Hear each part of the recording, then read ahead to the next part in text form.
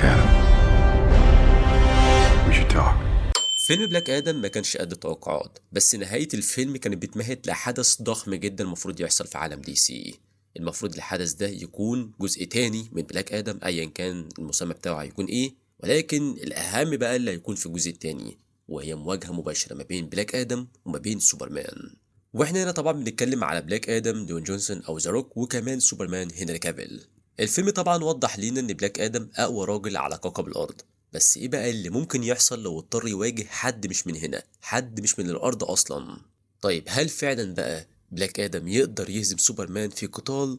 فخد بالك من نقطة مهمة، أنا في فيديو النهاردة هحسب كل نسخ سوبرمان بتاعت هنري كافيل، يعني حتى كمان النسخة بتاعت السنايدر كات، لأن بصراحة فكرة إن هم يقولوا إن الفيلم ده كان غلطة دي حاجة غبية جدا.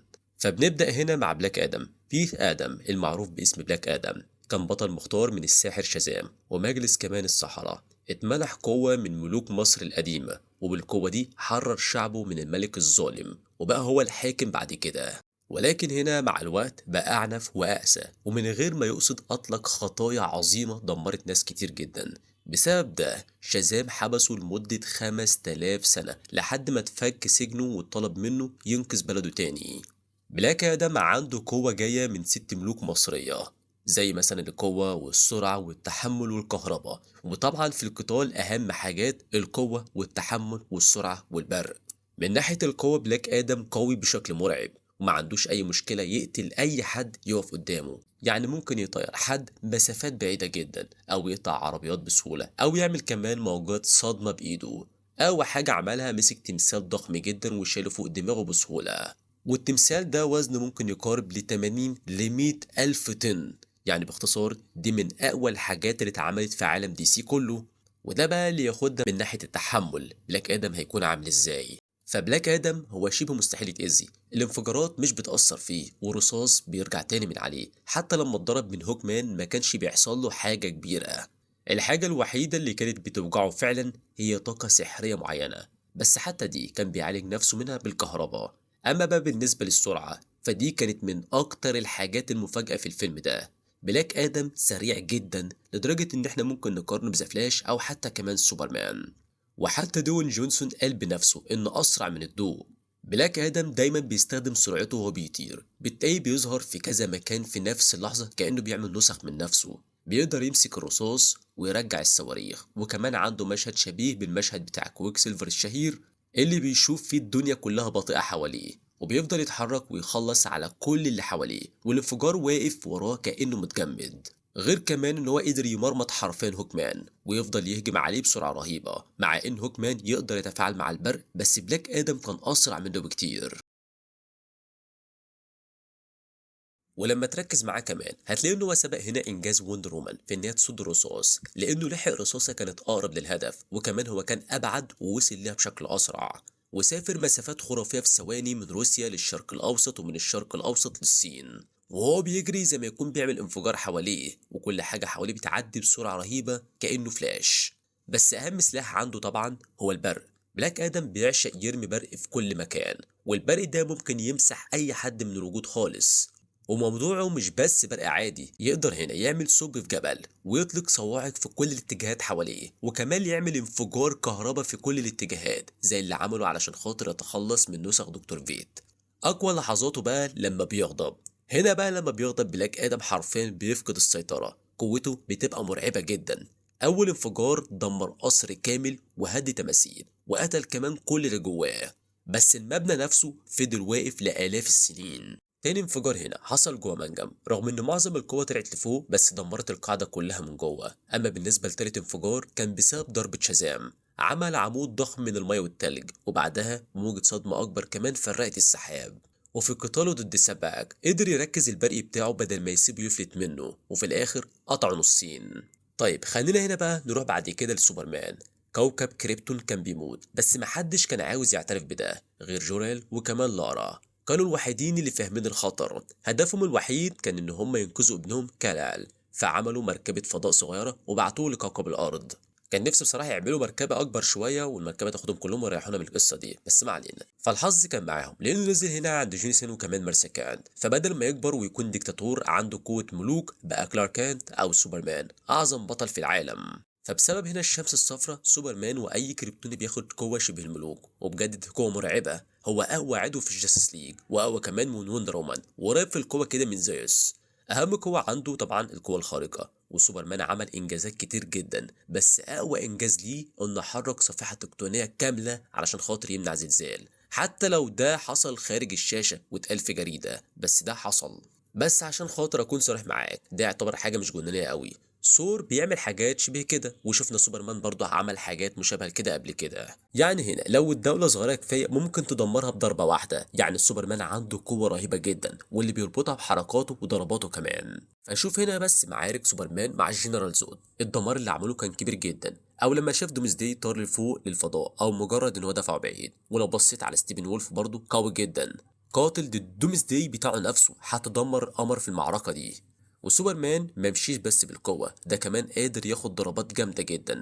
شوف معركته مع دومزداي، المخلوق ده كله هدفه انه يقتل سوبرمان، بس حتى مع الضربات سوبرمان كان شغال كويس جدا. طلع دومزداي من المدينة للفضاء، وطبعا الجيش قرر انه يطلق عليه صاروخ نووي، مش احسن فكرة بس حصلت.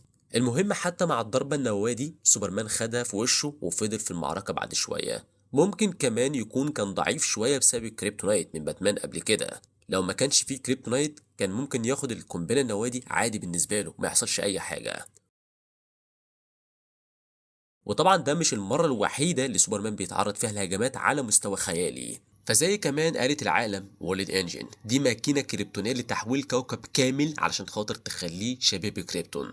والكريبتونيين يقدروا يعيشوا ويستعمروا. لما الآلة دي نزلت بقى قدرت تدمر جبل كامل، يعني مبنية على حاجة تتحمل ضربات جبلية، وبعد كده سوبرمان قدر انه يدمرها. وخد بالك هو كان ضعيف، وكمان تحت شعاع جاذبية بيعمل تغيير لكوكب كامل. يعني القوة والجاذبية كلها كانت حواليه، وهو بيتحكم فيها ويطير فيها كمان. نقدر نقول ده جنون.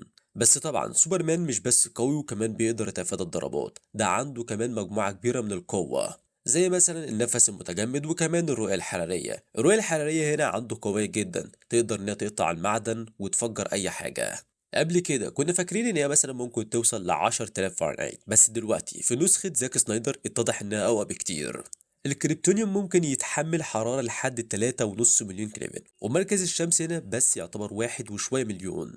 وسوبرمان دايما بيقطع ويحرق المعدن ده بسهولة. طيب في الاخر بقى مين اللي ممكن يكسب؟ خليني اقول لك هنا ان بلاك ادم يعتبر كان جديد علينا، كانه اللعبه الجديده اللي كلنا عاوزين نجربها، وزي اي فيلم السوبر هيرو كان نازل جديد طبيعي الناس تبقى متحمسه ليه زياده عن اللزوم. بس خلينا نبص على الموضوع ده بالعقل. لو بصينا بعيد الموضوعيه، الاتنين متصورين ان هم متساويين في القوه، الاتنين عندهم القدره يدمروا العالم، وسوبرمان حتى بيعترف بده. وهو بيقول بشكل غير مباشر ان بلاك ادم هو الوحيد اللي قريب من مستواه، وقال ان العالم ما كانش خايف كده من زمان، من ساعه ما ظهر لاول مره. بس مع ده كله انا شايف ان سوبرمان لسه اقوى شويه من الاتنين.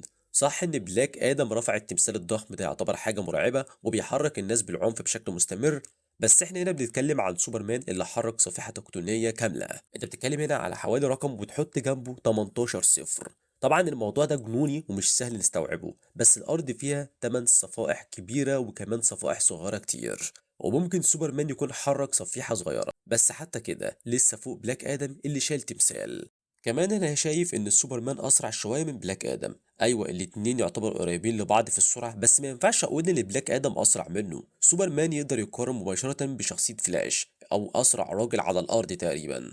لكن اللي اقدر اقوله بلاك ادم عنده قوه طاقه افضل شويه. انا بحب برق بلاك ادم اكتر من رؤيه الحراره عند سوبرمان. بلاك ادم بيستخدمه كتير جدا، ومش عنده اي مشكله يقتل حد. يعني يقدر يمحي حد من الوجود، يقطع كمان أطراف، يحوله العظم، يرميه بعيد، أو حتى يقطعه نصين. سوبرمان ممكن يكون شوية دموي أول ما ظهر، بس دلوقتي تجاوز المرحلة دي، ومش هيرمي نفس كمية القوة القاتلة اللي بلاك آدم هيستخدمها. يعني لو بلاك آدم عاوز يقتل هيقتل فعلا، مفيش نقاش في حاجة زي دي. بس ده مش معناه ان سوبرمان مش هيستعمل القوة. سوبرمان مش هيهتم بالقتل، بس القوة أكيد.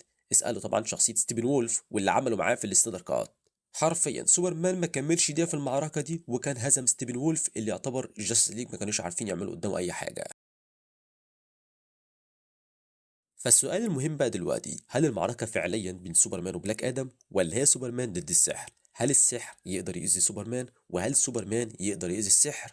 في الكوميكس سوبرمان ضعيف قدام السحر، فعشان كده شخصيات زي شازام وبلاك آدم عندهم الأفضلية على سوبرمان. ولكن زي ما شفنا كده في العالم السينما القديم لحد النهاية ما شفناش دليل على ضعف سوبرمان قدام السحر. وكمان في جملة اتقالت في شازام: أسلحة البشر ما بتأثرش فينا. فالحاجة الوحيدة اللي تقدر تهزم السحر هي السحر نفسه. يعني لحد دلوقتي الناس بتفكر إن أي حد عنده سحر ممكن يتأذي بس من سحر تاني، وده يمكن يكون صح شوية. شوف بلاك آدم مش بتأذيه صواريخ ولا حتى رصاص ولا أي حاجة حرفيا، ولكن يمكن صواريخ سحرية بس اللي ممكن تأذيه، يعني بس السحر يقدر يأذي السحر. ولكن من وجهة نظري مش مقتنع قوي بالكلام ده. انا شايف ان الموضوع بمقياس في درجات، فهنا على كل مقياس رصاص صواريخ ضربات بسيطة ده اللي بلاك آدم بيعتبره سحر ضعيف. بعد كده في نقطة القوة اللي بتخلي الهجوم قوي كفاية علشان خاطر يجرح حتى الكائنات السحرية، وده بيشمل معظم الهجمات السحرية القوية. بس مش معنى كده ان هم بيتأذوا بس علشان خاطر ده سحر، ده ببساطة هجوم قوي كفاية سواء سحر ولا لا. يعني في المقياس ده هتقدر تحط اي حاجة قوية جدا زي قنبلة نووية او ضربة سوبرمان اللي هيكونوا كفاية علشان خاطر يأذوا الكائنات السحرية سواء الهجوم سحري او لا. والأدلة بتاعتي هنا حاجتين: هوكمان مش سحري، المعدن بتاعه حلو بس مش سحر، ومع ذلك قدر يأذي بلاك آدم ويخلص على سبعاك. يعني هجمات مش سحرية قدرت تأثر في الكائنات السحرية. سوبرمان مش سحري، ويمكن وندر وومن قريبة شوية من بلاك آدم وشازام، وسوبرمان قدر إن هو يأذيها بسهولة. فاللي بقوله ده ليه مهم؟ لأن التحمل ممكن يكون نقطة ضعف بلاك آدم دلوقتي. هو قادر يتحمل صواريخ ورصاص بسهولة بس اتأذى من هوكمان. حتى كمان آتوم قدر إن هو يوقفه شوية. لو شلنا فكرة إن بس السحر يقدر يأذي السحر وحطينا سوبرمان وبلاك آدم على نفس المستوى، فاقدر اقول لك هنا ان سوبرمان هيتفوق لانه بيقدر يتحمل الضربات اكتر واقوى وسريع زي بلاك ادم تقريبا. فالاكيد ان باري بلاك ادم وغضبه هيعملوا شويه ضرر، وكمان في الاول سوبرمان ممكن يتفاجئ من حاجه زي دي، بس برضه انا شايف ان سوبرمان هو الاقوى في المعركه دي. فاللي عاوز اقوله برضه في النهايه ان في الاول وفي الاخر ده مجرد راي، واكيد لازم يكون في اختلاف في الاذواق، فممكن تكون شايف حاجه تانية انا ما قلتهاش في فيديو النهارده. عشان كده هستنى برضه رايكم في التعليقات، وانا متاكد برضه ان هيكون عندكم افكار ومشاعر عن الموضوع ده. ولو وصلت لحد هنا بقى واول مره على القناه ما تنساش سبسكرايب شير كومنت لايك عشان يوصلك كل جديد اول باول، واشوفكم الفيديو اللي جاي. سلام.